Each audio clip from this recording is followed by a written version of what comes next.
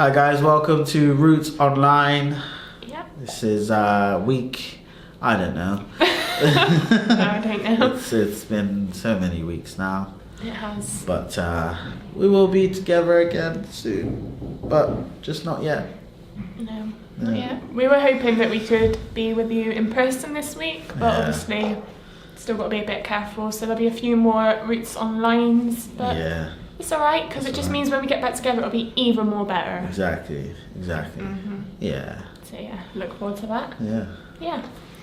But today we are going to be talking about Gideon. So today's title is Are You Sure? Are you sure? Are you sure? So, shall we read some scripture first, maybe? Yeah, sure. Do you want to read it, or do you want me to read it? I can read it if you want. I want you to read it. So, I've got 11 to 17.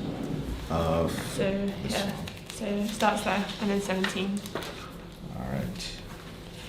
11 to 17 or 11 and 17? 11 to 17. Okay.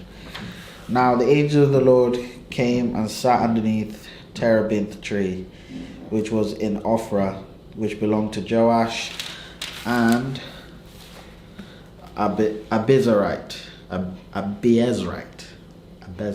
I don't know. While his son Gideon threshed wheat in the winepress in order to hide it from the Midianites.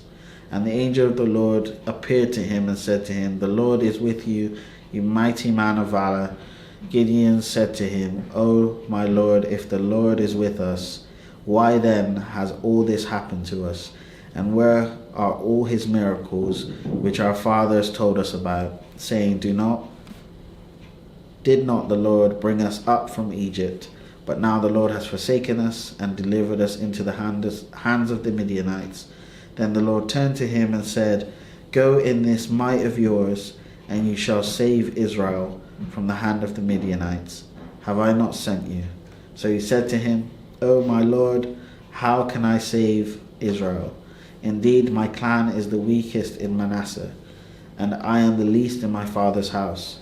And the Lord said to him, "Surely I will be with you, and you shall defeat the Midianites as one man." Then he said to him, "If now I have found favor in your sight, then show me a sign that it is you who talk with me." Yeah. So obviously within that scripture it says that Gideon wanted a sign. It was God that was speaking. Even though I say it's pretty obvious that God is speaking, but I think he knew it was God speaking to him, but he's like, "No, God, I need you to give me a sign." So if you read a bit further on, like there's this whole thing that he does with like a sacrifice thing. So God like not proves himself, but shows Gideon that it was him who was speaking.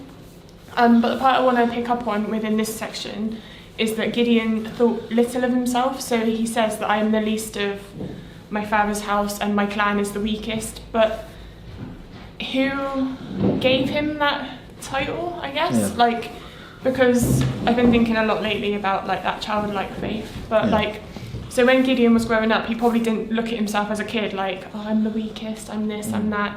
But it's people's opinions and people's words that probably made him feel like that. So even like that his clan was the weakest, that would have come from somewhere else. Do you know what I mean? Yeah.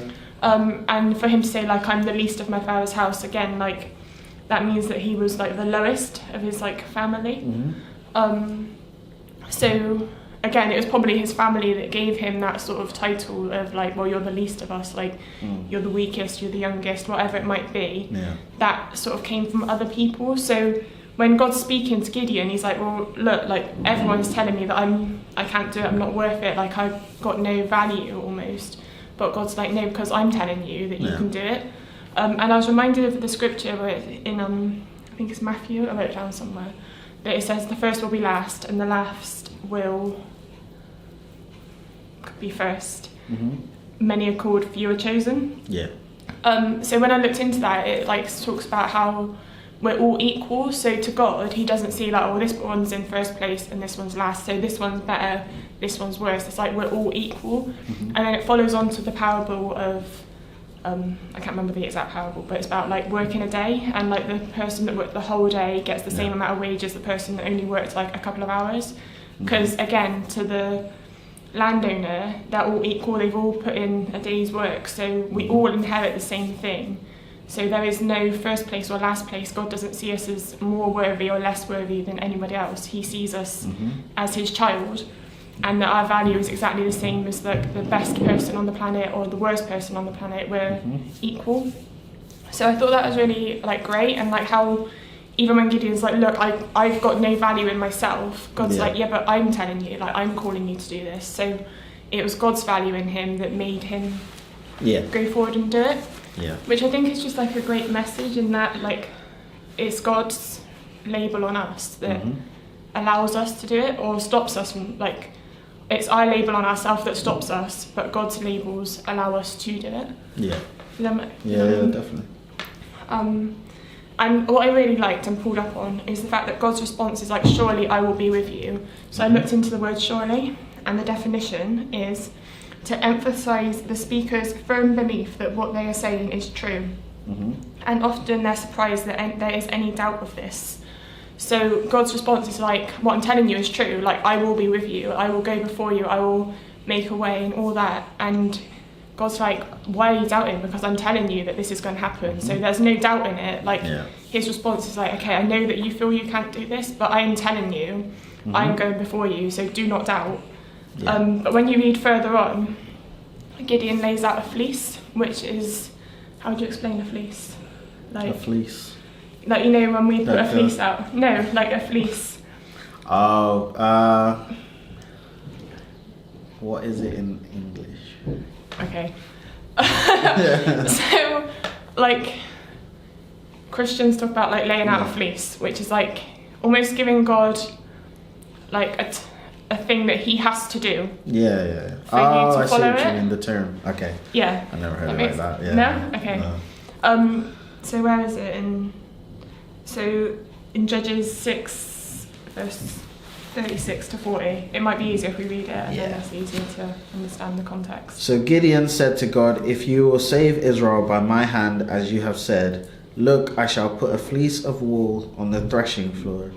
If there is dew on the fleece only, and it is dry on all the ground, then I shall know that you will save Israel by my hand, as you have said. And it was so when he rose early the next morning and squeezed the fleece together. He wrung the dew out of the fleece, a bowl full of water. Then Gideon said to God, do not be angry with me, but let me speak just once more. Let me test, I pray, just once more with the fleece. Let it now be dry only on the fleece, but on all the ground let there be dew. And God did so that night. It was dry on the fleece only, but there was dew on all the ground. Yeah. So again, like Gideon's given God like a thing that God has to do to prove that it is God that's speaking. So not only did he do it once, and like God's like, well, surely you know that this is me. Like, surely I'm going to do it, don't doubt. Gideon's like, well, just do this for me, just to be sure. So God does it, and he's like, just to be sure that I'm sure, can you do it again? So Gideon actually had like three signs from God to say like, okay, this is me, I'm telling you to do this, do it. Okay, this is still me, I'm telling you to do this, do it. Oh, it's still me, I'm still telling you to do it, so go do it. But like Gideon probably had such a low like faith, I guess, to think that he was even capable of delivering the thingy, doing what God has told him to do. That he's like, God, I really just need your I really need to know that you're behind me in this. And even though he could quite clearly tell, like he's asked God 3 times for a sign, and God's done it all 3 times. And Gideon knows, like, don't be angry at me, but I'm going to ask you again. Like there's no doubt that Gideon knows that this is God, and that God is calling him to do this, but he's still got such a low thought on himself that I see it as. That he's like, but are you sure? Like me, seriously, because I am the weakest and I can't do it, and my clan is the weakest of them all. But there's a really great story within it, because obviously as you keep reading, God strips back all of Gideon's army. So there was 30,000, then he stripped it back to 10,000, then he stripped it back to 300 people. So Gideon and 300 people is what delivered the Midianites? Midianites, that's it. Is it the Midianites? Israelites from the Midianites. Yeah. Okay. So yeah, 300 people, and like Gideon and 300 people is what delivered the Israelites from the Midianites. So even when Gideon thought like, I can't do it, like I'm gonna get this massive army and then we'll do it together hopefully, God's like, nah, you don't need all that. You've just got, I'm telling you that it's gonna happen.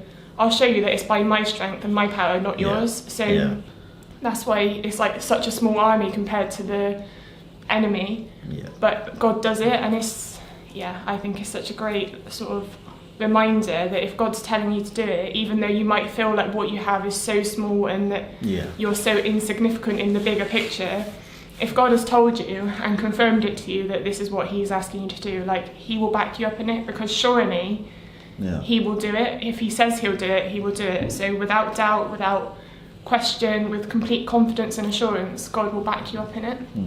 Yeah, definitely.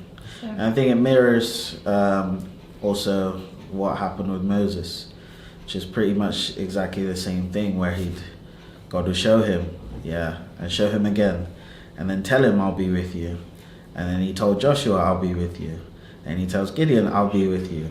So, and one lesson to get out of that as well is that God doesn't necessarily tell you everything's going to be okay, but he tells you that he'll be with you. And that's more important than anything anyone can ever say. Is when God says, I'll be with you, it's so, it's done. Yeah. You don't know the outcome of I'll be with you, but you know that as long as he's with me, I'll take up my cross, I'll take what comes with it. It might lead me to leave this earth, but I will take it because it's God. He's with me. He said that. So, it's really good. Yeah.